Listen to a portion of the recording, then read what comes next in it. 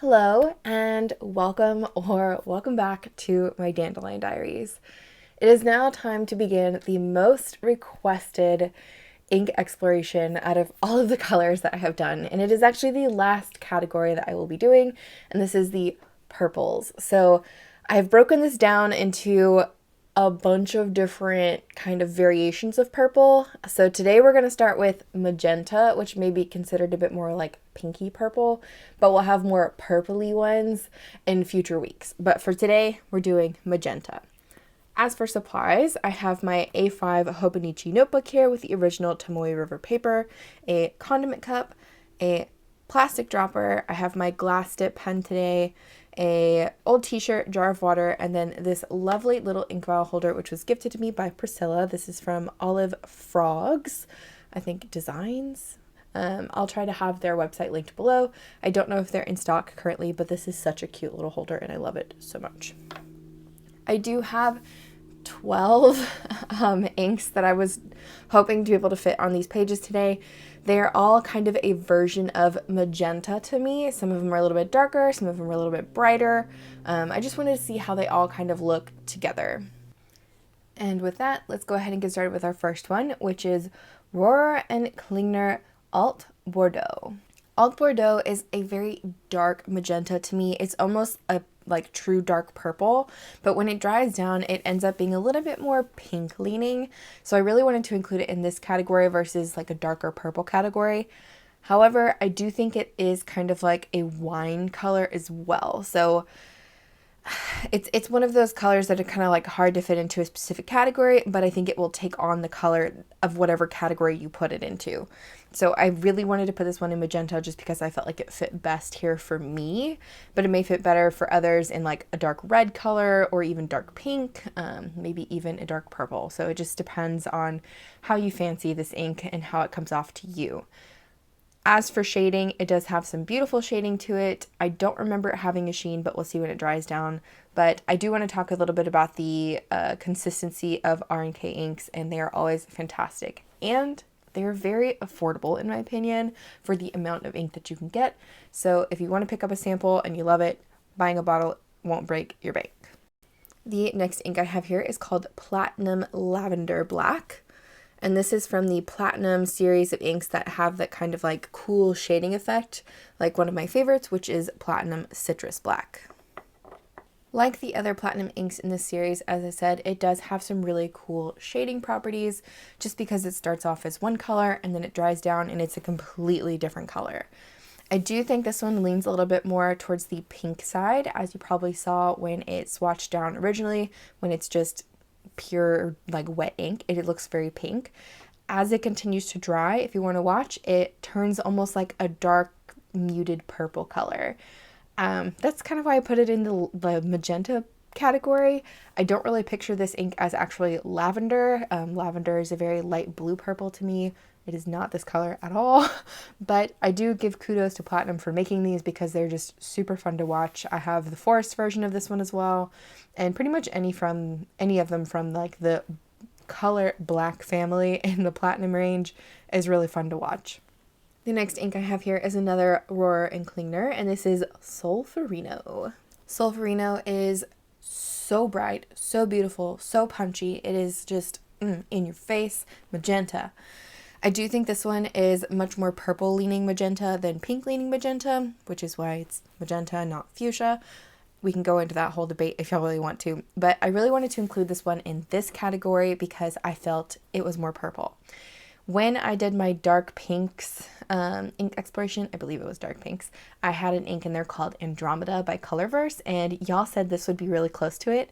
I am not going to swatch them on the same page, but I do want to tell you they are different. So maybe at the end of the video, I can flip back to the dark pinks and I'll show you guys kind of how they look a little different because I put them on the same side of the page, but we'll see. But yeah, it's very punchy, bright magenta purple color. It is so pretty. It's just a really beautiful, vibrant ink. Next up, we have an ink from the Diamine 2022 Inkvent, the green edition. This is Jingleberry. This is such a beautiful, like, soft magenta color. It is pinky purple, a little bit more pink leaning than purple leaning, but it is such a beautiful, almost, it has like a mutedness to it. It's not as punchy as Solferino, its neighbor. Like, it's definitely a muted magenta color. In terms of shading, when this one dries, it does have a little bit, but it's not super insane. This is one of the standard inks from the Diamine Inkvent, so it is pretty much a standard ink. I do like this one. I think I like some others better, but it's still a good one to include in this exploration, in my opinion. Next up, we have Sailor Manyo Akebi. This is probably one of the more famous inks that I'm swatching today. Sailor Manyo Akebi is beautiful, bright, again, kind of like that punchy magenta color. Honestly, this is one of my favorites from the Manyo line by Sailor. It's just because it's such a bright and beautiful ink. However, you'll see there's some others on this page that are very close to this one, but they don't have the same sheen that this one has. This one has a beautiful sheen to it and a little bit of shading too, but I'll wait for the dried swatch to really show it to you guys if you haven't seen it already. But the Akebi is definitely one of my favorites in the magenta family, and this is actually, I think, my second or third sample of this one. I should just buy a bottle at this point because I just keep buying samples, but anyways, it's a beautiful color. Next up, we have our first Ferris Press ink in this family, and this is Midway the Magnificent, and it is a shimmer ink. This color is very, again, vibrant and punchy as far as magenta goes. I do think this one leans a little bit more pink, maybe even towards the fuchsia side of magenta, but I do want to include it in this family because it is, again, more purple to me. I do think that Ferris Press does a fabulous job with the magenta, pink, purple range of colors. I actually have a few more Ferris Press that I'm including in this category today. I just think they do a really good job with this color altogether. And I would say, in terms of wetness, this Ferris Press ink, the Midway the Magnificent, is a bit wetter than some of the other Ferris Press inks that we're going to be doing today. And on that note, the second Ferris Press ink I have here is Lights on Broadway. Lights on Broadway, I feel, is like a just more light version of the Midway the Magnificent and no shimmer. It is very light, almost, I don't know, this one might be more fuchsia than magenta, if I'm being honest. It is a bit more pink leaning than purple. But when it dries down, it does have some nice shading that I feel makes it more purple. I don't know. You guys can tell me what you think in the comments on this one. But again, it is one of those Ferris Press inks that is a bit wetter, but it's not as wet as the Midway the Magnificent. I'm not sure why, because they're kind of like the same color. So, I don't know on this one. Next up, we wouldn't have a magenta ink exploration without Pilot Iroshizuku Yama Budo. Pilot Iroshizuku Yama Budo is probably one of the most famous inks from that line, and I think so for good reason. It is a beautiful color. It is a almost purpley, like, it is magenta, but it leans more purple. But it's not super bright, but it's not super dark. It has nice shading. It has a sheen. It's just really quite unique. I would definitely say, in terms of it being wet compared to some of the other wet inks on the page, it is very close to most of its neighbors. I think the Diamine Jingle is a very close color to it, and then the Sailor Manyo Akebi is another really close one to it. But I don't know. I feel like Yama Budo is also very unique because it does have some characteristics that a lot of the other inks do not have. But we'll see once they all dry down how it really turns out in the end. Next up, we have our last Ferris Press ink in this category, and this is, I think it's Double Raspberry. Again, with the little ink files, they only give you like the little initials. They don't really give you a full name, which, unless you save the packaging, you're kind of just guessing, and that's what I'm doing. I'm guessing. The Ferris Press Double Raspberry is a bit more red-leaning magenta, which, I mean, we haven't had something like that yet, right? They're mostly pink and purple leaning. But I also feel like this one is very close to the other Ferris Press inks, specifically the Midway the Magnificent. I feel like the shading on this one is really close to that one, but it's a bit darker. And again, a bit more red than pink purple. I do really like this one, again, for its shading. And again, it is another one of the Ferris Press inks that is a bit more wet, considering a lot of the other colors they have can be a bit dry. So I feel like and I think I've said this before, the color families that are a little bit more on the reddish side on Ferris Wheel Press tend to be a bit wetter than the ones on more of like the greenish blue side. But maybe that's just my experience with them. I don't know. Next up, we have my favorite shimmer ink that we're going to be doing today out of, I think, the two that I have. I don't know. And this is DeAtramentis Magenta Red Copper. This one is by far one of my favorite magenta inks just because of everything that goes on within this ink.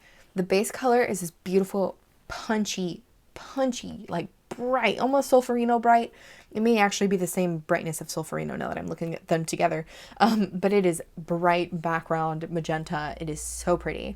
And then when this dries, the shimmer with this color, oh my God, it's just so beautiful. I've actually had a few of you guys comment on some of my other videos suggesting this ink, and you are so right to do so because it is a fantastic ink. I've gone through, I think, 2 samples of it now. Again, another one I probably should just get a bottle of at this point, but it's just, it is so pretty when it dries down. I will say it is more fun to see in like a bigger swatch than in writing. In the writing, the shimmer can be a little bit overpowering, but the background color is just, it's so pretty. It is just so pretty. The second to last ink I have here is Laban Mythology Zeus Purple. As you can probably see with this one, it is much like all of the others, but it is a bit more red leaning, much like the Ferris Wheel Press Double Raspberry. I do think this one has beautiful shading, and I don't mind the consistency of Laban inks. I've only tried a few, but it's okay. In terms of it being purple, like the label says, this is not purple enough to be called purple in my opinion, but it is a very beautiful like pink magenta, red magenta, almost like maybe red purple. Again, I like the shading on this one. I don't remember it having a sheen, but maybe it does. We'll see. But I do, like I said, think it fits in well with this category because it is much like all of the other colors on the page. And the last ink that I'm going to be including in this category is DeAtramentis Lilac, and this is a scented ink. DeAtramentis Lilac does not really fit in this category after I've swatched everything else. It is very much a purple pink, like purple ink, but when it dries, it has kind of like a pinkness to it, and that's why I felt like it would fit better in the magenta category than maybe like just regular purples. But wet, it definitely is purple. In terms of scent, it does have that very floral scent to it, much like I've talked about with some of the other DeAtramentis floral inks. I feel like they all smell the same, and I personally do not care for the scent of these just because, again, I think I've said this before, it smells like my grandma, and I love my grandma, but I don't want to smell her while I'm writing. It's just, yeah, I can't take the smell for more than like a few minutes, and then it just kind of gets annoying. Anyways, back to the actual color of this ink. It definitely is a bit more purple than pink, so maybe it's on like the farther purple side of magenta, but when it does dry down, it does have a little bit of a pink background to it, and that is why I wanted to include it in this family. Alrighty, I'm gonna let these finish drying down. I do think it's interesting how we have like the same color in so many different inks. I don't know, at least wet, they look very similar in a lot of these. Anyways, I'll be back in a minute with some dried down swatches and we'll do some close-ups. Alrighty, I am back. Everything has pretty much dried completely down all of the way, so I'm going to zoom you guys in. We'll do some close-ups, and I am going to flip back to Andromeda by Colorverse just so we can compare.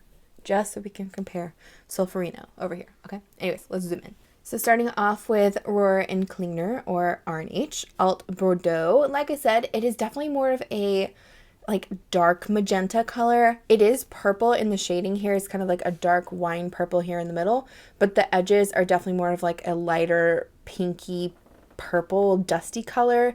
Kind of hard to describe. It does have, like I said, beautiful shading and a very minor black sheen on this one. In writing, I find that it's usually just a bit, I don't know, I feel like in writing the shading doesn't show up as much with this one as I would want it to. In the big swatch, it definitely shades a lot more than it does in writing. Then we had Platinum's Lavender Black. I love this series so much. It is just so cool. It started off, if you remember, in the wet swatch as like a bright kind of pinkish color, and now it is this dusty, muddy purple almost. Shades all the way to black, which is so cool. It does have a very minor black sheen on this one as well. And like I said, the color of this one isn't really lavender like the label says. I do feel like it is much more like a dark magenta, pinky purple color. Then we had R&K's Solferino. Such a beautiful color. This one is definitely like a neon, vibrant purple magenta. It does lean more purple than pink to me on camera. It's showing up a lot more purple than in person. In person, it's a little bit pinker than that. But it does have this beautiful kind of green sheen to it. And the shading isn't really shading per se. It's more of just like a different like color of the same tone. I don't know. Maybe it is shading. I don't know. It does have a little bit of pooling here. It's the same color to me. It's just a little bit darker. Then we had Diamine's Jingleberry, which again has a little bit of a black sheen, some very, very minor shading, but I like this one. I feel like in writing, this one shows the shading a lot more than like the R&K Bordeaux up here. This one shows the shading, even though it's very small in color, it definitely shows it a lot more in writing. Then we had Sailor Manyo Akebi. Such a stunning color. Look at that. It's so pretty. Very high green sheen on this one. It is so fun to watch.